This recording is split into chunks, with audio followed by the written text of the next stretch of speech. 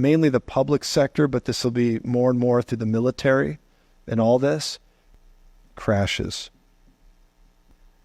Notable and monumental, where these kind of things really start to catch the attention.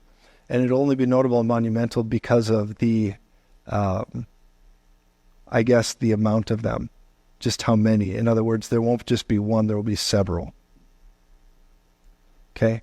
That's what I sense happening. Potomac River, I have concern about that. That a helicopter crashed, collided with a...